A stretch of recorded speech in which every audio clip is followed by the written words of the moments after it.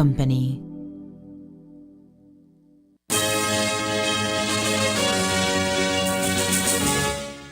Tonight on CTV3 News, minor alleges rape by cousin in Corozal. Charges expected after medical confirmation. Military court-martial begins for sergeant accused of raping woman in Belize after a night out. And Belize moves to contain new world screwworm infestation. 5 cases confirmed in the Toledo district. These are some of the stories we have for you tonight in our newscast for Tuesday, January 28, 2025.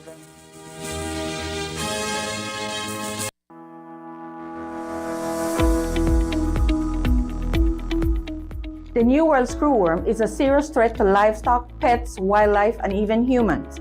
It begins when a female fly lays her eggs in a wound or mucous membranes of a live, warm-blooded animal. These eggs hatch into larvae that burrow into the flesh and feed on living tissue, causing severe damage if left untreated. Monitoring your animals regularly is key. Check your livestock and pets for any wounds. No matter how small, even something as tiny as a tick bite can attract New World screwworm flies. Clean and treat all wounds immediately. Keep them covered and monitor them for any signs of infection or larva. Early treatment is critical to stopping screwworm infestations. If you suspect an infestation, notify your local authority, PAHA, BLPA, or the Ministry of Agriculture right away. Quick action can prevent the spread and protect your livestock and community. Together, we can protect our livestock industry by preventing New World screwworm from entering Belize. Stay vigilant, treat wounds, and report any signs to the proper authorities. Stay informed, stay protected.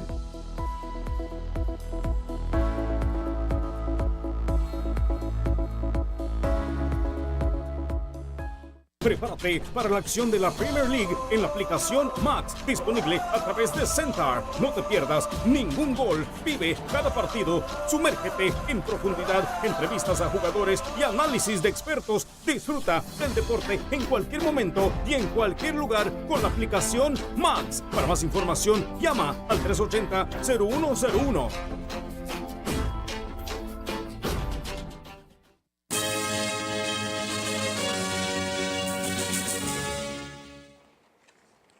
Good evening. With your news also simulcast on Fiesta FM 106.7, I am Joanna Rodriguez. In a distressing report that has surfaced today, a minor has come forward to allege that she was raped by her cousin in Corozal.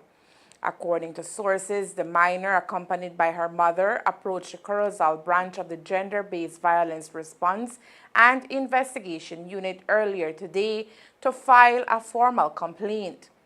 The minor disclosed to authorities that the alleged incidents began in September 2024 when her cousin allegedly forced her into a sexual encounter.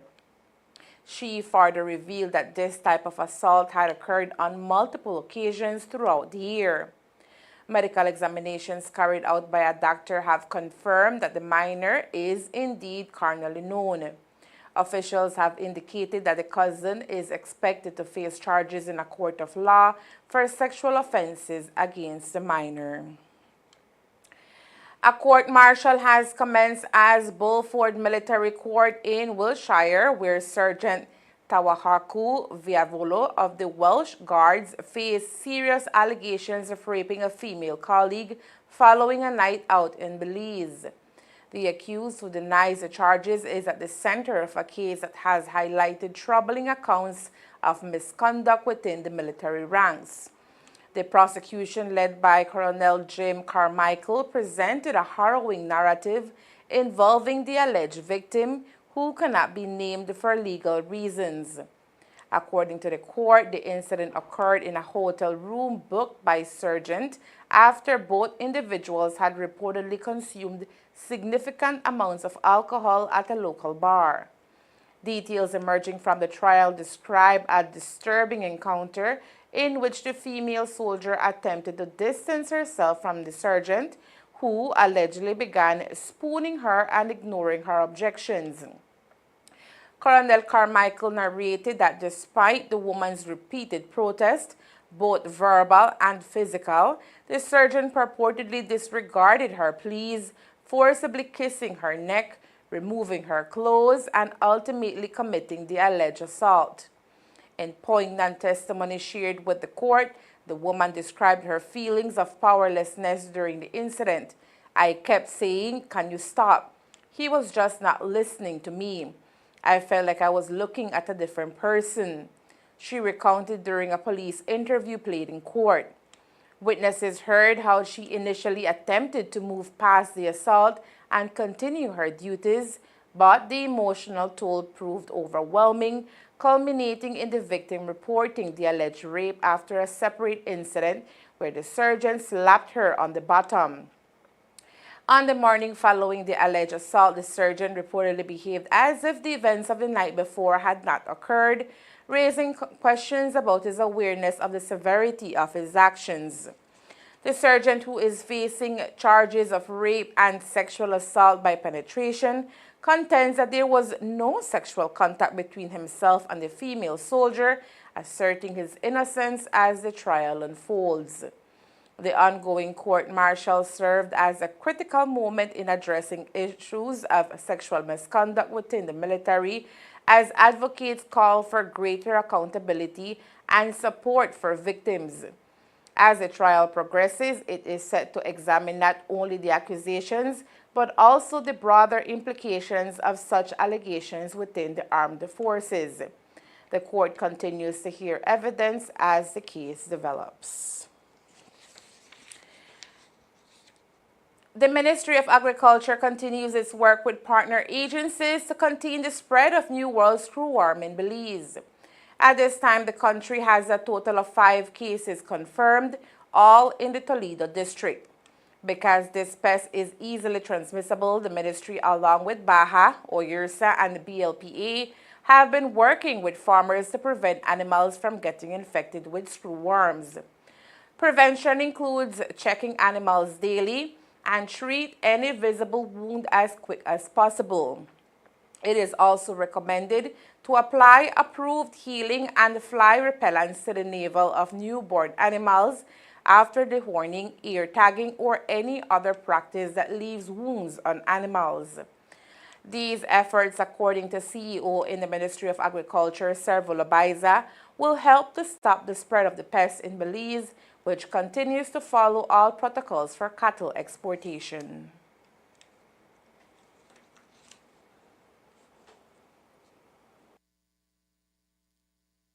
Well, I don't think it's a matter of levels of infestation. It's we are in the now we're still in the control phase. First we were in prevention, now in control. We have put our checkpoint now at Bella Vista to control the movement of animals coming out of the south. We have a strong suspicion that, I mean, and the evidence is coming, is being we're seeing it in terms of the cases that are coming out in Quiquisarco and in San Pedro, Colombia, that there would appear that there seems to be a population of fertile flies in the area. So we need to try to control it in those areas, no? You know, surprisingly, we went to San Vicente Jalacte, that has a lot of cattle, a lot of heads of cattle there. It's a booming business in that particular area, and we haven't found any case in that area, which is right across, right there on the border practically, and yet 9 miles in we're having cases.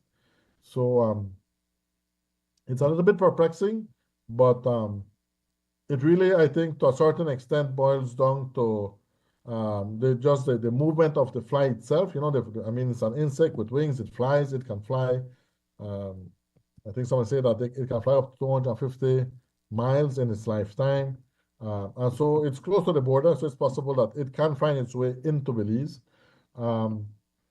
The management of the animals, again, meeting with the farmers in San Vicente Jalacte, they mentioned to us that, you know, this is their livelihood, so they make sure that they check the animals and treat all wounds, and they're doing everything possible to ensure that, you know, they don't get infected with the screwworm.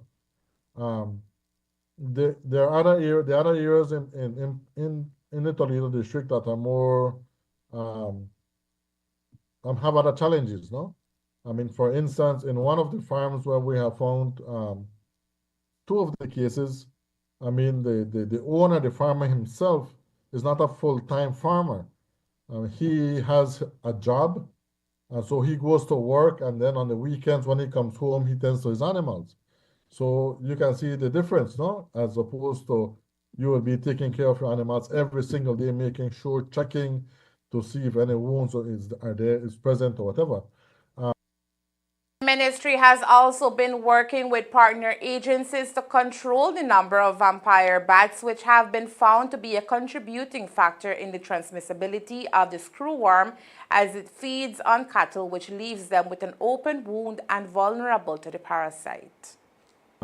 Another issue that we're having that is, to a certain extent, making the problem even greater is the issue of rat bats, vampire bats.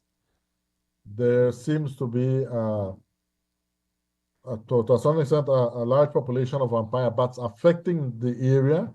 And so the vampire bat comes and bites the animal and creates a wound. And that creates the opportunity for the fly to come and lay its egg, no?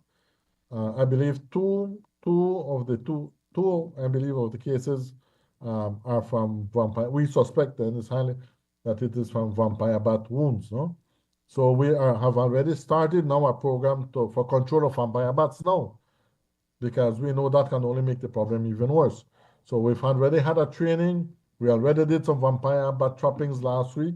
No, early this week, early this week, where some vampire bats were caught and they were pasted with the poison for them. Well, that's what is basically done for them to go back to the colony, and that reduces the number then of vampire bats, no?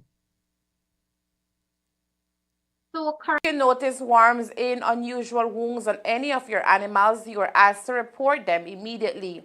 Call Baha at 824-4872 or text WhatsApp 670-7003 or call your nearest Ministry of Agriculture office. In a stunning move that has sparked debate and amusement, Google announced it will rename the Gulf of Mexico as the Gulf of America for its U.S. users. The change follows an executive order signed earlier this month by former President Donald Trump amidst ongoing tensions related to immigration and trade with Mexico. The new name will be officially implemented once updates are made to the U.S. government's Geographic Names Information System. For users in Mexico, the body of water will continue to be referred to as the Gulf of Mexico, while those accessing Google Maps outside of the U.S. and Mexico will see both names displayed. This localized approach to naming is not new for Google Maps, which aims to reflect regional naming conventions, particularly in areas marked by historical disputes. For example, users in South Korea will identify the waterway between Korea and Japan as the East Sea, while maps in other regions will show both the Sea of Japan and the East Sea. Globally, Google Maps is utilized by over 1 billion people each month and plays a critical role in shaping users' perceptions of geography. However, its naming processes have been criticized for their lack of transparency, often influenced by historical context, local laws, diplomatic relations, and internal company policies.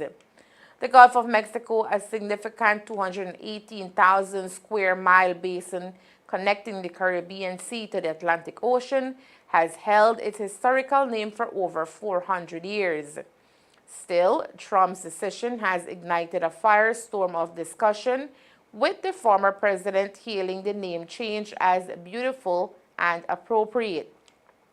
In a light-hearted response, Mexican President Claudia Sheinbaum critiqued the controversial proposal during a recent press briefing.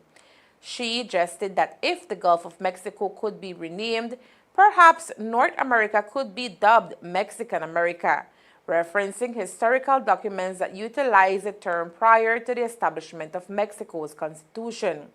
"That sounds nice, no?" Sheinbaum remarked, eliciting laughter among reporters. The move reflects not only a shift in nomenclature but also the broader political sentiment surrounding U.S.-Mexico relations. Critics argue that such renaming efforts could exacerbate tensions, while proponents see it as a way to reaffirm U.S. identity and territorial claims. Coming up next, Belize launches Enterprise Empowerment Project BEEP to support youth and women entrepreneurs with $80,000 in grants. Stay tuned. Prepárate para la acción de la Premier League en la aplicación Max, disponible a través de Centar. No te pierdas ningún gol. Vive cada partido. Sumérgete en profundidad, entrevistas a jugadores y análisis de expertos. Disfruta del deporte en cualquier momento y en cualquier lugar con la aplicación Max. Para más información, llama al 380-0101.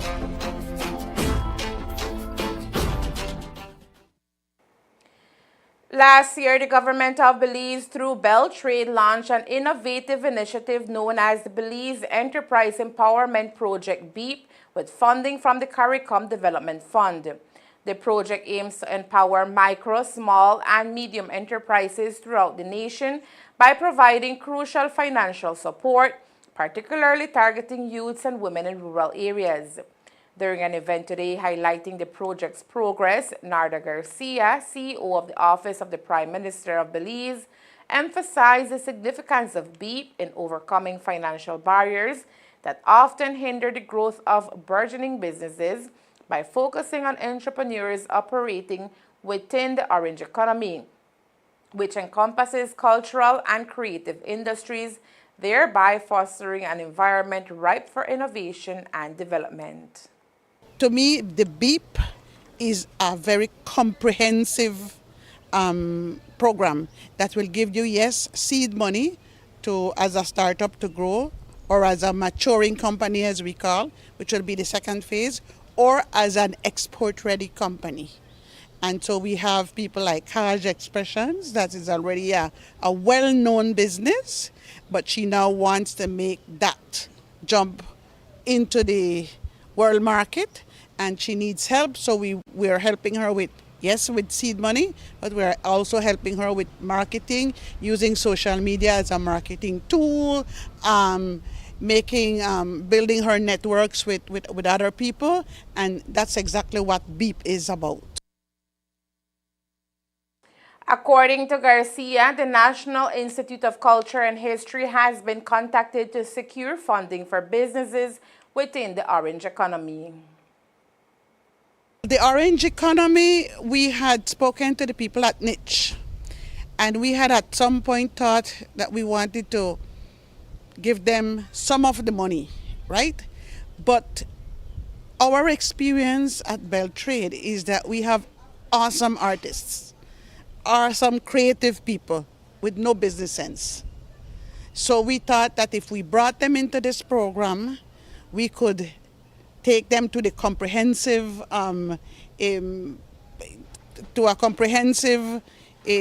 learning for them to know how to budget, for them to know how to market, for them to know how to sell, apart from being great artists. Director of Beltrade shared insights into the journey of BEEP during the event, underscoring the criteria that led to the selection of finalists for grant awards. And the journey has been really eye-opening. To see the interest, first of all, was incredible. As we mentioned, there were 279 applicants across the categories. And so it was a tough job to whittle it down to who, provided complete applications, and thereafter the progress was quite rigorous. Just looking at their concepts, understanding what it is that they are setting out to do, and then of course shortlisting and then signing up for the pitch segment. And so it has been inspirational. We've seen a variety of different ideas, and it just speaks to the creativity that exists in the Belizean entrepreneurial landscape. For this segment, which we're awarding the startup and the export-oriented categories. We received 270 startup applications and 45 in the export category. So it was quite a lot. And so ultimately what we have are 14 and 15. We are completing the training under the maturing category, under which we expect a further 15 to be awarded in the next few weeks. Among the recipients of the grants was David Smith, owner of On-Off Films, who expressed his excitement about being chosen as a beneficiary of the program. Currently, I'm working on a short film for Dr. Harold Young's Kieran Flies a Kite. And that should be out pretty soon, or trailer should be out pretty soon for that. And so apart from that, I'm also working on some personal projects that we want to get. We want to start telling Belizean stories and stories from the Belizean perspective. So being in the creative sector, specifically the animation industry, it's been quite a journey.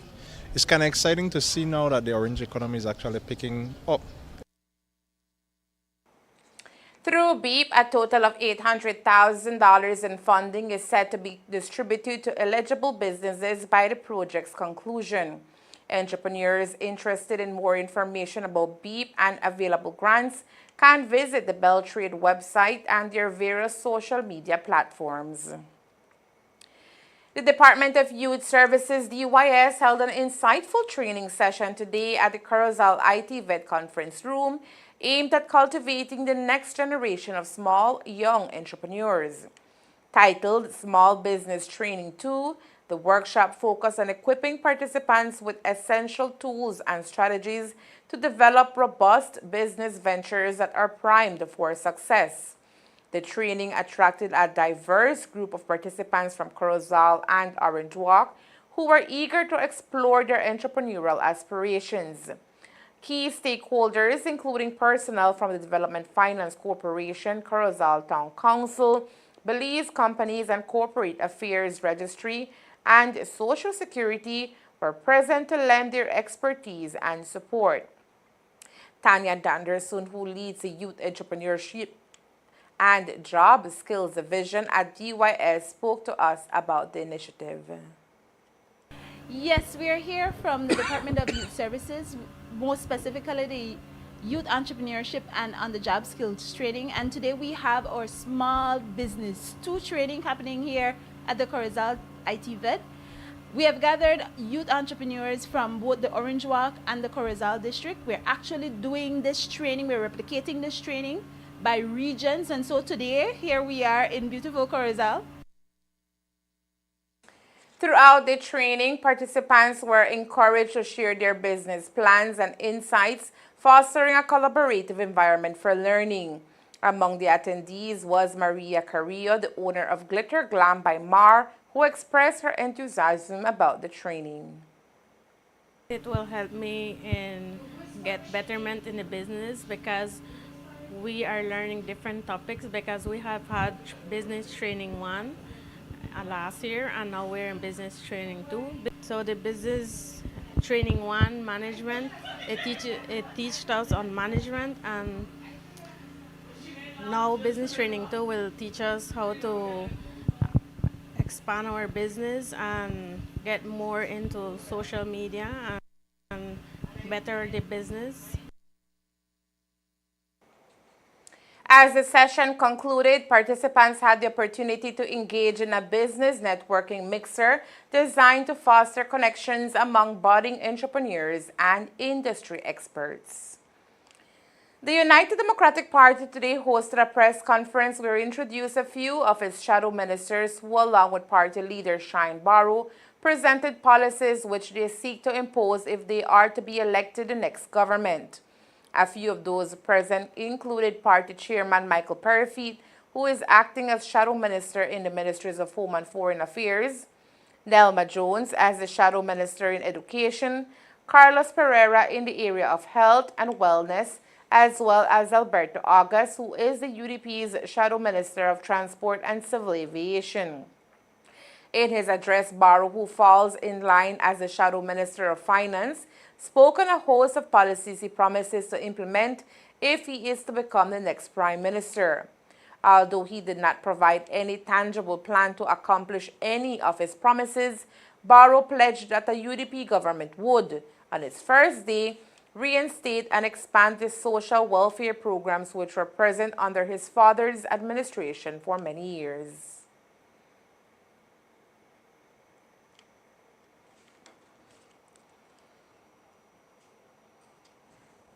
The next UDP, Barrow government, will on day one reinstate all of the social welfare programs that helped so many Belizeans during our 13 years. And we will not only reinstate, but we will expand those programs, which is what the People's United Party promised to do. They used to rail up about Boost and the food subsidy program and our social welfare programs, and that not enough people were getting. And it is so shameful that on day one, during COVID, when this administration came to office, they erased all of those programs. But we will implement them on day one.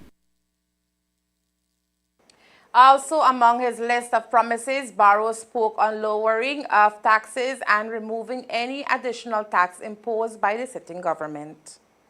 And the UDP is here to tell you, if we are given the privilege by you, the Belizean people, we will not implement any of these taxes. And the one that is really, all of them are outrageous, but this hotel tax increase of almost 40% that the government is trying to implement, every stakeholder that I have spoken to in the tourism industry is saying this is a death knell to the tourism industry.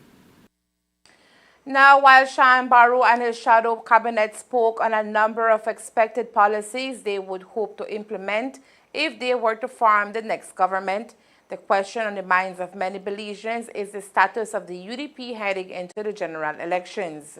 While not going into full details, Barrow today confirmed that his party has selected its 31 candidates, which may or may not include former Orange Walk East area Rep. Elodio Aragon Jr.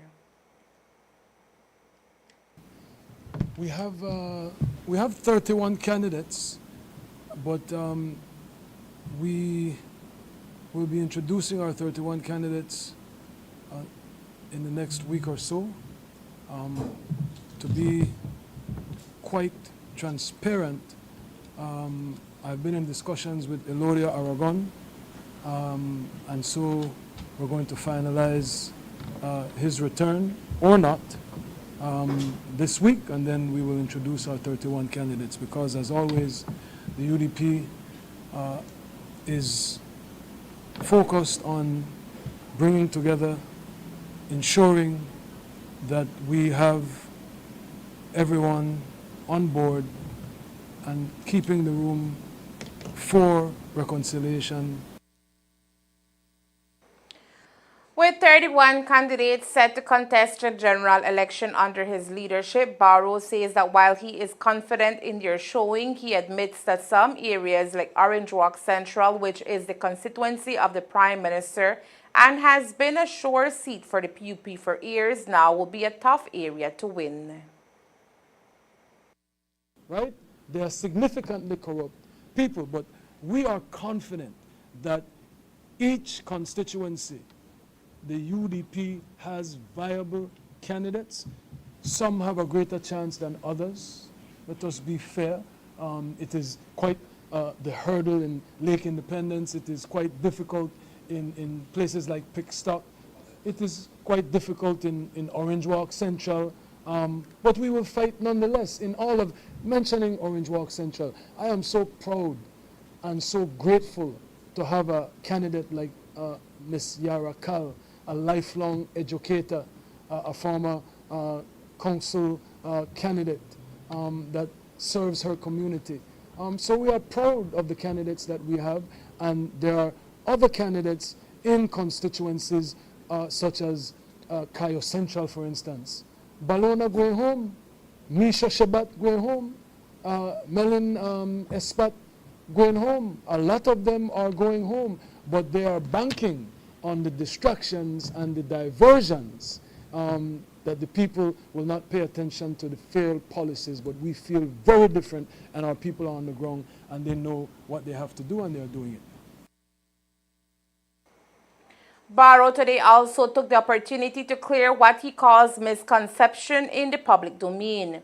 While there is a perception of two UDP leaders heading into the elections, Barrow says that is false, and a court hearing scheduled for next week will cement him as the only leader of the UDP moving forward. We're going to court on Friday. Sorry, next Thursday, before Justice Honduras. And I want to disabuse you of the notion that there are two leaderships.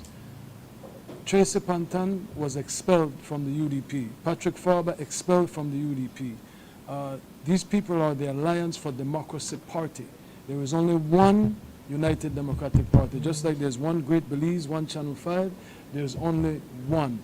And while we respect the media tremendously, and so we have gone to great lengths not to engage in a legal battle with the media, after next Friday when we're finished with Justice Honduras and he gives further orders, anyone that is in violation of the orders and anyone that continues to push this false narrative of two UDPs, we will have to pursue legal remedies for that, because it is confusion, the electorate, it is causing great damage to our democracy. As for Tracy Panton and her team from the Alliance who maintain their position within the UDP, Barrow today called to them dinosaurs who were unequivocally expelled from the party. What I'm saying is, it is better for the UDP to move away from corrupt carcasses, from the corrupt dinosaurs that were occupying some of those constituencies, than to maintain the status quo, which the people rejected in 2020. So we prefer to proceed with new people. Everybody started somewhere. Manuel Esquivel started somewhere. Candidates have to have a first election. George Price lost his first election for the Belize City Council, so we have to start. And we prefer new candidates that have given themselves to community activism, to stakeholder activism, than to proceed with these run-of-the-mill garden variety corrupt old-time dinosaurs. And there is more news after the break. Stay tuned. The New World screwworm poses a significant threat to livestock, pets, and humans. It can cause severe losses if not controlled quickly. Currently, it is not present in Belize. That is why early detection is crucial to prevent its spread. Let us help to keep it out. Don't bring animals from other countries illegally. If you notice maggots, larvae, or worms in unusual wounds, report them immediately. Call Baja at 824-4872 or text 670-7003. Together we can work to keep our country safe from the New World screwworm and save animals. This message was brought to you by Baja, OIRSA, AICA, USDA, and the Ministry of Agriculture, Food Security and Enterprise. The Ministry of Economic Development, MED, serving as a principal recipient for the Global Fund Cycle 7 grant, has formalized partnerships with key sub-recipients, including the Ministry of Health and Wellness, Belize Family Life Association, Go Hoven Belize, and the National AIDS Commission. This collaboration highlights a united effort to advancing Belize's national HIV response and achieving its health goals. During the official signing ceremony held on January 27, 2025, Carlos Paul, acting CEO of the Ministry of Economic Development, emphasized the importance of health in driving economic development. Health is a foundation for economic resilience and growth, he stated. Strengthening our healthcare systems and addressing public health challenges are essential to building a more prosperous and resilient society. The Global Fund Cycle 7 grant allocates $6,038,310 to support Belize's effort to meet the ambitious 95-95-95 targets, ensuring 95% of people living with HIV know their status, 95% of diagnosed individuals are receiving treatment, and 95% of those on treatment have achieved viral suppression. At the ceremony, Dr. Julio Sabido, CEO of the Ministry of Health and Wellness, affirmed the government of Belize's full commitment to the project, stating the ministry has been investing and will continue to invest for a better health system. As part of the grant agreement, an initial disbursement of $1,929,322 Belize dollars has been allocated to subrecipients to initiate activities aimed at improving program delivery, strengthening health systems, and addressing critical gaps in HIV services. This funding is expected to drive impactful initiatives and enhance Belize's capacity to meet its national and international commitments to combating HIV. The government of Belize reaffirms its dedication to fostering a healthier and more equitable society, recognizing that robust healthcare systems are integral to the nation's development and well-being. The government of Belize, in collaboration with the National Anti-Money Laundering Committee, held a press conference to announce that Belize has emerged as a global leader in combating money laundering and terrorist financing. Following the completion of the fourth-round mutual evaluation report, the Caribbean Financial Action Task Force, CFATF, has certified that Belize has effectively implemented measures to reduce its risks related to money laundering and terrorist financing. This achievement marks a significant milestone for the country, strengthening Belize's position in mitigating the risking and improving correspondent banking relations, which had previously threatened its financial stability. This outcome is a source of national pride and has strengthened Belize's position to mitigate the risking and improve correspondent banking relations, which began to threaten Belize's financial stability a few years ago, the government noted. And that's the news. We invite you to join us for another newscast on Wednesday, January 29th, here on CTV3 News and Fiesta FM 106.7. Remember that to read a text version of the news, you can visit our website at ctv3belizenews.com. You can also log on to our Facebook page for current stories at facebook.com/CTV3BelizeNews or our YouTube channel at CTV3 News BZ.